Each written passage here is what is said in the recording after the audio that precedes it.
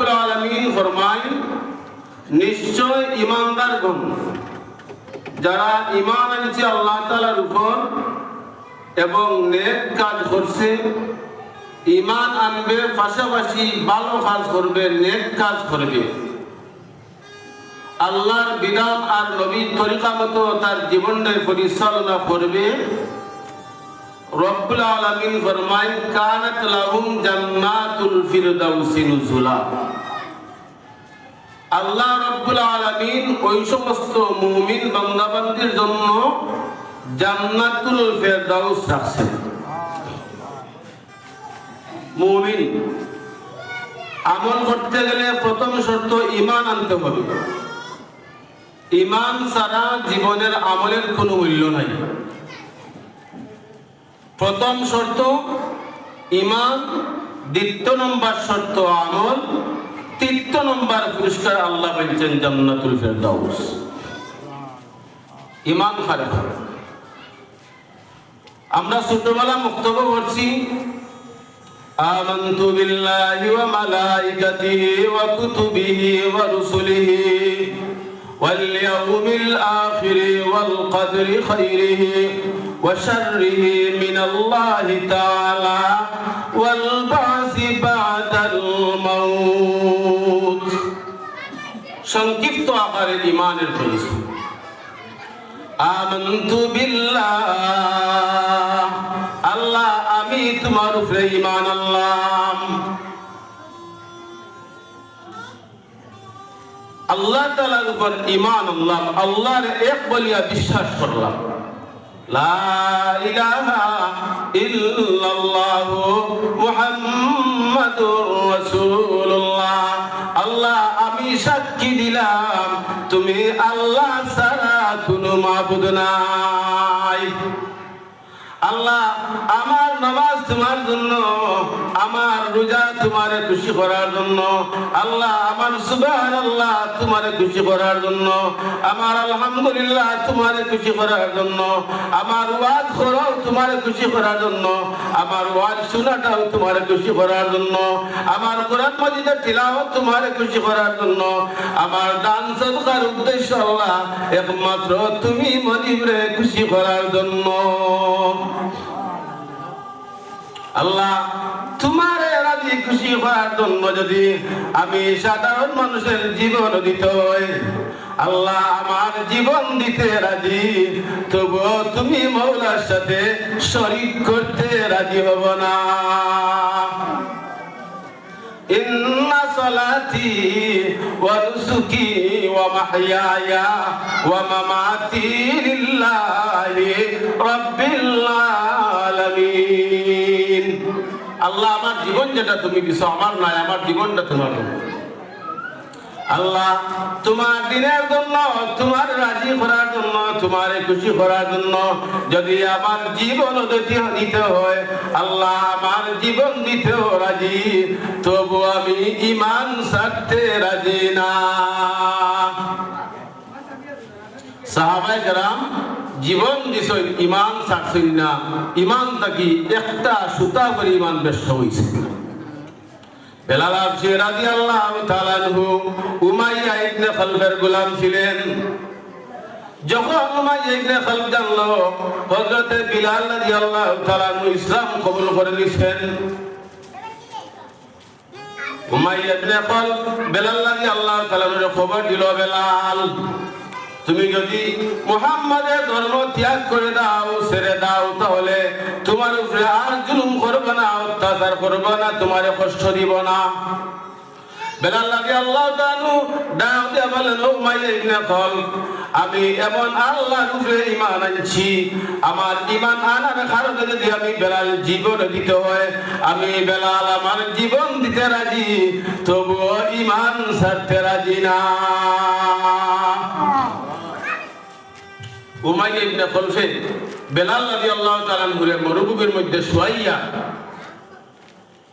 বালু গরম বালুর মধ্যে শুয়াইয়া বুকুর উপরে পাথর রাখছেন আর হয়তো, ও বেলাল তুমি যদি মুহাম্মাদের ধর্ম ছেড়ে দাও, কলিমা পড়া বাদ দিয়ে দাও, ও বেলাল, তোমাকে এমন কঠোর নির্যাতন সহ্য করতে হবে না, তোমার এমন নির্যাতন করা হবে না। বেলাল রাদিয়াল্লাহু তাআলা ডাকতে বললেন, ও উমাইয়া ইবনে খালদ, কাফির মুশরিকের গোষ্ঠীরা শুনো, আমি বেলাল আমার আল্লাহর উপরে ঈমান আনার কারণে যদি আমার এত কষ্ট সহ্য করতে হয়, এমন কষ্ট আমি বিড়াল সহ্য করতে রাজি আছি। কোন কোন সময় কাফির বেঈমানরা তাদের দুষ্ট সন্তানদেরকে বেলাল রাদিয়াল্লাহু তাআলা আনহুর গলার মধ্যে রশি বাঁধিয়া কইতে টানাটানি করো। বেলাল রাদিয়াল্লাহু তাআলা আনহু যেই বেলাল আজান না দিলে সূর্য উঠত না, আজান না দিলে রাতের অন্ধকার দূর হইত না। উঠো বিলাল মিনারাতে, সময় বয়ে যায়,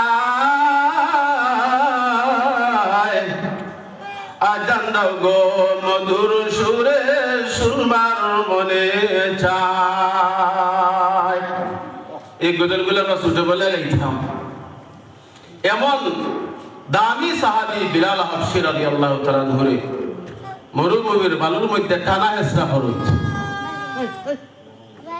কাফির বেঈমানরা যেই সময় হযরত বিলাল রাদিয়াল্লাহু তাআলা ধরে বালুর মধ্যে টানা হেঁচড়া করত, বেলালের বুকের উপরে পাথর রাখত, বিলাল রাদিয়াল্লাহু তাআলার জবান দিয়ে বাইর হইত আল্লাহু আহাদ, আল্লাহু আহাদ, আল্লাহু আহাদ, আল্লাহু আহাদ। কি নির্যাতন, কি নির্যাতন! ঈমান খারাপ হয়, বুঝতাম আমরা যে ঈমান খারাপ হয়। আমরা তো মুমিন, বেলাল রাদিয়াল্লাহু তাআলা মুমিন। এই আমার ঈমানের মধ্যে আর বেলাল রাদিয়াল্লাহু তাআলা ঈমানের মধ্যে আমি পার্থক্য মিলাই।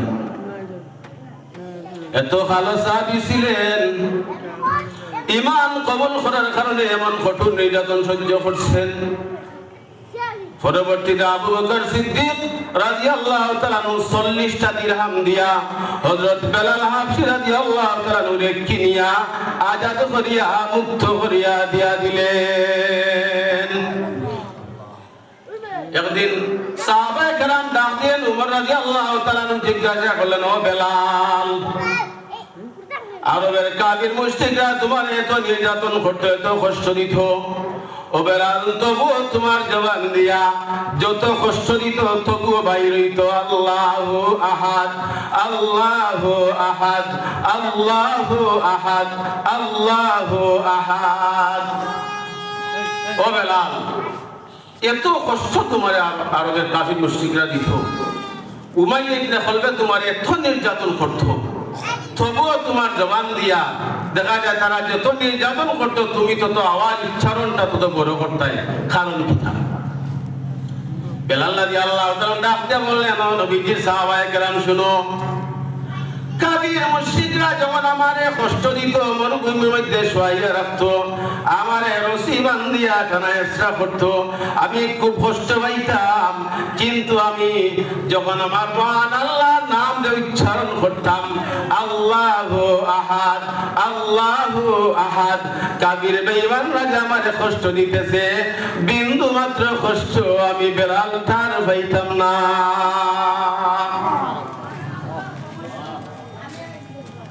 ঈমান বেলাল রাদিয়াল্লাহু তাআলার মতন ঈমান, এত কষ্ট। আল্লাহ রাব্বুল আলামিন ফরমায়, ইন্নাল্লাযীনা আমানু ওয়া আমিলুস সালিহাত কানাত লাহুম জান্নাতুল ফিরদাউসি নুজুলা। আবার যেই সমস্ত বান্দা বান্দি আমি আল্লাহর উপর ঈমান আনবে, নেক কাজ করবে, আমি আল্লাহ রাব্বুল আলামিন তাদের জন্য জান্নাত রাখছি, জান্নাতুল ফিরদাউস।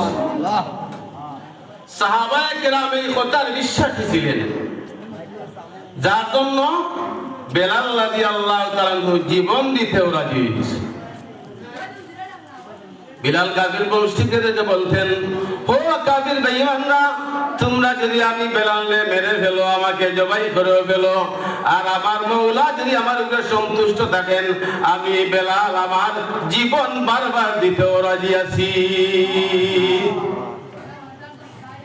সাহাবায়ে কেরাম নবীজির কথারে বিন্দু পরিমাণ ব্যতিক্রম করতেন না। বিশ্বাস ছিলেন নবীজির কথায়, বিশ্বাসী ছিলেন নবীজির কথায়, বিশ্বাসী ছিলেন সাহাবায়ে কেরাম। আর নবীজিরা বিশ্বাস করার কারণে, নবীজিরা শ্রদ্ধা করার কারণে সাহাবায়ে কেরাম দুনিয়া আখিরাতে দামি বনে গেছে। আব্দুল্লাহ ইবনে আব্বাস রাদিয়াল্লাহু তাআলা আনহু একবারে ছোট খাটো সাহাবী ছিলেন, খাটো সাহাবী, একবার বাট্টি, যেটা আমরা নিজের ভাষায় কই বাট্টি। এখন খাটো মানুষ নিয়ে দুনিয়া জমিনে ব্যবসা চলে, ব্যবসা যদি নিয়ত গন্ডগোল থাকে দুনিয়া আখিরাত বরবাদ। আমারও নিয়তের খবর আপনি জানেন না, আমি জানি আর আল্লাহ জানেন। যদিও আমার নিয়ত গরমিল থাকে, আমার দুনিয়ার জীবন তো বেকার ও আখিরাত তো বেকার। আব্দুল্লাহ ইবনে আব্বাস রাদিয়াল্লাহু তাআলা আনহু, আব্দুল্লাহ ইবনে মাসউদ রাদিয়াল্লাহু তাআলা আনহু, মাসউদ আব্দুল্লাহ ইবনে মাসউদ রাদিয়াল্লাহু তাআলা একবারে খাটো সাহাবী ছিলেন, খাটো সাহাবী। নবীজি কোন সময় ঘুমাইবা, বিছানা কিভাবে আছে, কিভাবে রাখা লাগবে, সব সময় এই দিকে লক্ষ্য রাখতেন। একদিন নবীজি আব্দুল্লাহ ইবনে মাসউদ রাদিয়াল্লাহু তাআলা আনহু কইলাও, আব্দুল্লাহ ইবনে মাসউদ, আমার তো মিসওয়াক নাই, একটা মিসওয়াক নিয়ে দাও। আব্দুল্লাহ ইবনে মাসউদ রাদিয়াল্লাহু তাআলা নবীর মিসওয়াকের জন্য গাছের মধ্যে উঠছেন, খেজুর গাছের মধ্যে উঠছেন, নবীজির জন্য মিসওয়াক আনবেন, মিসওয়াক বানাইবেন। ছোট মানুষ, 25-26 ইঞ্চি মানুষ, কতটুকু লম্বা, কতটুকু লম্বা ফাও আর কতটুকু বড় ফাও। অন্যান্য সাহাবায়ে কেরাম দেখিয়া তো হাসা যে আব্দুল্লাহ ইবনে মাসউদ রাদিয়াল্লাহু তাআলা এত খাটো সাহাবী, কত বড় বড় ছোট আঙ্গুলির লাগান ফাও, ফাও দেখিয়া, ছোট ছোট ফাও দেখিয়া সাহাবায়ে কেরাম আশা নবীজি সচক্ষে দেখি নিছে। নবীজি জিজ্ঞাসা করলা, ও সাহাবায়ে কেরাম তোমরা কেন হাসো? সাহাবায়ে কেরাম জবাব দিলেন, ইয়া রাসূলুল্লাহ, ইয়া হাবিবাল্লাহ, আপনার আব্দুল্লাহ ইবনে মাসউদের এত ছোট ছোট ফাও দেখিয়া আমরা হাসতেছি। আল্লাহ নবী ডাক দিয়ে বললেন, ও সাহাবায়ে কেরাম শুনো, যদি ময়দানে মাহশর মিজানের পাল্লায় সারা উহুদের ভার রাখা হয় আর আমার আব্দুল্লাহ ইবনে মাসউদের একটা ছোট্ট ফাও রাখা হয়, ও সাহাবায়ে কেরাম, আব্দুল্লাহ ইবনে মাসউদ আল্লাহর কাছে এত দামি হয়ে গেছেন যে সারা উহুদ ভার রাখা হলেও আব্দুল্লাহ ইবনে মাসউদের ফাও যে পাল্লায় রাখা হবে ওই পাল্লাটা ভারী হয়ে যাবে। জীবন খারাপ হয়, জীবন বনি গেছে, মানুষ খাটো। ও আপনারা বসছেন যে তখন উষা লাগে আব্দুল্লাহ ইবনে মাসউদ রাদিয়াল্লাহু তাআলা মুহাদ্দিসিনে কেরামের ভাষায় অতটুকু লম্বা ছিল। নবীজি কি পুরস্কার হইলা যে যদি উহুদের ভার এক পাল্লায় রাখা হয় আর আমার এই ছোট্ট সাহাবী আব্দুল্লাহ ইবনে মাসউদ রাদিয়াল্লাহু তাআলা একটা ফাউরে মিজানের এক পাল্লায় রাখা হয়, ওই পাল্লাটাই ভারী হয়ে যাবে। সুবহানাল্লাহ। জীবন বনে আল্লাহরে মানার মধ্যে, নবীরে মানার মধ্যে জীবন দামি বনে। লেবাসে ফাল্টানির মধ্যে জীবন দামি বনে না, নিজরে ফাল্টানির মধ্যে জীবন দামি বনে। সাহাবায়ে কেরাম জীবন দামি বানাই গেছেন, নবীরে ভাইয়া সোনার মানুষ বনে গেছে। হযরত আব্দুল্লাহ ইবনে মাসউদ রাদিয়াল্লাহু তাআলা আনহু নবীজির প্রত্যেকজন সাহাবায়ে কেরাম দামি, নবীজির সকল সাহাবায়ে কেরাম দামি। কোন একজন সাহাবায়ে কেরাম যদি আপনি অনুসরণ করেন, প্রত্যেকের জীবনের মধ্যে শিক্ষণীয় বিষয়, জান্নাতে যাওয়ার মতন পথ আপনি পাইবেন। এত দামি দামি সাহাবায়ে কেরাম নবীজির ছিলেন। ওই সাহাবায়ে কেরামের সম্মুখে নবীজি হাদিস বর্ণনা করেন, ও সাহাবায়ে কেরাম, ইন্নাল্লাহ ফাদ্দালানি আলাল আমবিয়া, মহান রব্বুল আলামিন আমাকে সকল আম্বিয়া কেরামের ঊর্ধ্বে সবার চেয়ে বেশি শ্রেষ্ঠত্ব আর মর্যাদা দিয়া আমার আল্লাহ দুনিয়ার জমিনে আমারে পাঠিয়েছে। এখন এত শ্রেষ্ঠ নবী, এত দামি নবী, মূল্যবান নবী পাইয়া যদি আমরা মূল্যবান বলতে না পারি, ময়দানে মাহশর নবীজির সামনে আপনার আর আমার চেহারা কিভাবে দেখাইবে? ইন্নাল্লাহ ফাদ্দালানি আলাল আম্বিয়া। ও সাহাবায়ে কেরাম, আমার আল্লাহ সকল আম্বিয়া কেরামের ঊর্ধ্বে আমি নবীকে শ্রেষ্ঠত্ব আর মর্যাদা দিয়া বানাইছেন। আমি গত জুম্মে আলোচনা করছি যে নবীর শ্রেষ্ঠত্ব মর্যাদা জমিনেও আসমানেও প্রত্যন্ত অঞ্চলে পৃথিবীর প্রত্যেকটা আনাচে কানাচে নবীর ঊর্ধ্বে কারো মর্যাদা নেই। এমনকি আল্লাহ রাব্বুল আলামিন ফরমায় ওয়া রাফা'না লাকা যিকরাক। নবীজি এমন যে দামি, এত মূল্যবান, এত ইজ্জতওয়ালা, এত শ্রেষ্ঠ, এত মর্যাদাবান, আল্লাহ তাআলা সূরা আলাম নাশরাহ লাকার মধ্যে নবীজির প্রশংসা করেন। ওয়া রাফা'না লাকা যিকরাক। কাফির মুশরিকরা আমরা সূরা কাউসার পড়ছি। সূরা কাউসার আমরা সবাই জানি যে ইন্না শানিয়াকা হুয়াল আবতার, শেষ আয়াত। কাফির মুশরিকরা আবু জাহেল, আবু লাহাব, উতবা, সাইবা, আরবের প্রত্যেক মুশরিকরা ওইটা ভাবত যে মুহাম্মদ শেষ, তার দিন শেষ, তার নাম শেষ। আল্লাহ রাব্বুল আলামিন যারে বড় করেন ছোট থাকতে শুরু করেন। আল্লাহ তাআলা যারে বড় করতে চায় ছোটবেলা নাকি তারা শুরু করেন বড় করা। দুনিয়ার কোন মানুষ আর তারা ছোট করতে পারে না। আল্লাহ তাআলা ফরমায়, ও আরবের কাফির আবু জাহেল, উতবা, সাইবা, শুনো, ওয়া রাফা'না লাকা যিকরাক। আমি আল্লাহ আমার হাবিবের আলোচনা আমার আল্লাহর নামের সাথে, আমি আল্লাহর আলোচনার সাথে যুক্ত করে নিয়ে আনিলাম। যেখানে আমি আল্লাহর আলোচনা চলবে সেখানেও আমার নবীর আলোচনা চলবে। দুনিয়ার কোন আলোচনা আসেনি যে শুধু আল্লাহর নিয়ে আলোচনা করা হয়, নবীদের নিয়ে আলোচনা করা হয় না। দুনিয়ার প্রতিটা জায়গায় প্রত্যেকটা আলোচনায় আল্লাহর নামের সাথে আল্লাহর রাসূলের নামরেও আমরা আলোচনা করি, আল্লাহর রাসূলের নামরেও আমরা উচ্চারণ করি। আল্লাহ তাআলা আল্লাহ নবীর এত ইজ্জত আর শ্রেষ্ঠত্ব মর্যাদা দিয়া দুনিয়ার জমিনে পাঠাইছেন আমাদের জন্য, আমাদের জন্য। চাইলে রব্বুল আলামিন আপনারে আমারে মুসা নবীর উম্মত বানাইতে পারতেন, ঈসা নবীর উম্মত বানাইতে পারতেন, নূহ নবীর উম্মত বানাইতে পারতেন, শীষ নবীর উম্মত বানাইতে পারতেন, আদম নবীর উম্মত বানাইতে পারতেন। না বানাইয়া আল্লাহ তাআলা মুহাম্মদুর রাসূলুল্লাহ উম্মত হিসাবে আমরারে আল্লাহ কবুল করে নিয়েছে।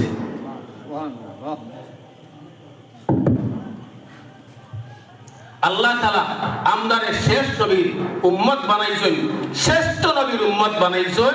আর ওখান বুঝাইরা যে তোমাদের মর্যাদাও সকল উম্মতের চেয়ে শ্রেষ্ঠ। এখন যদি আপনার আমার চলাফেরা সুন্দর না হয়, চলাফেরা যদি সুন্দর না হয়, তাহলে নবীজির কথা মানলাম না, কলিমা তৈয়বারও আমরা মানতে পারলাম না। কলিমা তৈয়বা যেটা আমরা বক্তব্য করছিলাম, এটার ভিতরে সারা কুরআন মজিদ লা ইলাহা ইল্লাল্লাহু মুহাম্মাদুর রাসূলুল্লাহ, আল্লাহ তুমি ছাড়া কোনো মাবুদ নাই, মুহাম্মাদুর রাসূলুল্লাহ সাল্লাল্লাহু আলাইহি সাল্লাম তোমার সর্বশেষ রাসূল। এই কলিমার ব্যাখ্যা কুরআন মজিদ, কলিমার ব্যাখ্যা হাদিস শরীফ, কলিমার ব্যাখ্যা হাদিসের অসংখ্য কিতাব, কলিমার ব্যাখ্যা অসংখ্য অসংখ্য হাদিস, কলিমার ব্যাখ্যা প্রতিদিনের জুম্মাবারে আলোচনা, কলিমার ব্যাখ্যা নামাজ, কলিমার ব্যাখ্যা রোজা, কলিমার ব্যাখ্যা সত্য কথা বলা, কলিমার ব্যাখ্যা মিথ্যা পরিহার করা, কলিমার ব্যাখ্যা সুদ ছাড়া, কলিমার ব্যাখ্যা ঘুষ ছাড়া, কলিমার ব্যাখ্যা জুলুম ছাড়া। আলাদা ব্যাখ্যা না, কলিমার ব্যাখ্যা। আমরা ছোটবেলার পড়া, ছোটবেলায় আমরা পড়ছি আল্লাহ ছাড়া কোনো মাবুদ নাই, মুহাম্মদুর রাসূলুল্লাহ সাল্লাল্লাহু আলাইহি ওয়াসাল্লাম আল্লাহ তাআলার রাসূল। আর এই কথার উপরে আমার ইস্তেকামত, অটল থাকা, অবিচল থাকা, একমত থাকা, বিদ্যমান থাকা মরণ পর্যন্ত, এটার নাম হচ্ছে ঈমান। যদি ইমান সুন্দর করি, ইমান আমার আলোচনা শুধু ইমানও চলে, ইমান যদি সুন্দর করি তাহলে দেখবা আপনার ঘরের ভিতরে শান্তি, গ্রামের ভিতরে ইজ্জত, ঘরের ভিতরে ইজ্জত, বাজারে গেলে ইজ্জত, দোকানে গেলে ইজ্জত, যেখানে যাইবা সেখানে ইজ্জত। আর যদি ইমান অসুন্দর থাকে আপনার ইজ্জত হয়তো সকালে আছে বিকালে নাই, বিকালে আছে সকালে নাই। ইজ্জত রে ইজ্জতওয়ালা বনতে গেলে কলিমার উপরে, ইমানের উপরে সব সময় বিদ্যমান থাকা লাগে।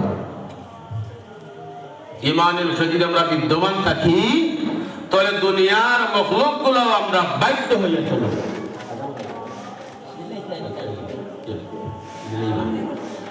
এই জন্য কলিমার ব্যাখ্যা যেটা আমি বলছি, ইমান, আমার আলোচনাটা হচ্ছে ইমান। ইমানটা যদি আমরা সুন্দর করতে পারি, ইমানটা সুন্দর কিভাবে করব? নামাজের মাধ্যমে। ইমানটা সুন্দর কিভাবে করব? রোজার মাধ্যমে। ইমানটা সুন্দর কিভাবে করব? সত্যতার মাধ্যমে। ইমানটা সুন্দর কিভাবে করব? রোজার মাধ্যমে। ইমানটা সুন্দর কিভাবে করব? কোরআন মাজিদ তিলাওয়াতের মাধ্যমে। ইমানটা সুন্দর কিভাবে করব? তাসবিহ তাহলিলের মাধ্যমে। ইমানটা সুন্দর করব সুবহানাল্লাহর মাধ্যমে, আলহামদুলিল্লাহর মাধ্যমে, তওবা ইস্তিগফারের মাধ্যমে, জিকির আজকারের মাধ্যমে, কলিমার মাধ্যমে, দুরূদ শরীফের মাধ্যমে। এগুলোর মাধ্যমে আমাদের ঈমানটা সুন্দর হয়। ঈমান একদিন আল্লাহ, মুসলমানের ঘর থেকে আমরা জন্ম নিছি, নামাজ নাই, রোজা নাই, সত্যকতা নাই, দাড়ি নাই, রোজা নাই, তাসবিহ নাই, জিকির নাই, তিলাওয়াত নাই, নাম গীতা মোহাম্মদ ইমরান আহমদ। ঈমান যে আনছি, মুসলমানের ঘর থেকে জন্ম নিছি, এটাই আমরা পরিচয়, আর কোনো পরিচয় নাই। ঈমানটা যত দামি দান হই, খাসিয়া নই, খাজে যদি না রাখই এটার দাম থাকবনি, কোনো কাজ করতে পারতা নাই। ঈমান আনছি আমরা, ঈমান দিয়ে দাঁত দিতে গেলে আমলের দরকার।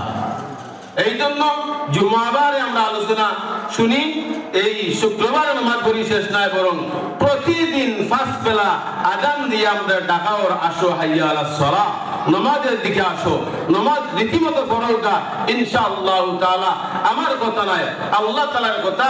যে মুমিন বান্দাবান্দি নামাজের নিয়মিত আদায় করবে, নামাজ কায়েম করবে, আল্লাহ তাআলা তার মাধ্যমে যাবতীয় নোংরা কাজ করানো বন্ধ করিয়া দিয়া দিবে। যা আলোচনা করলাম, আল্লাহ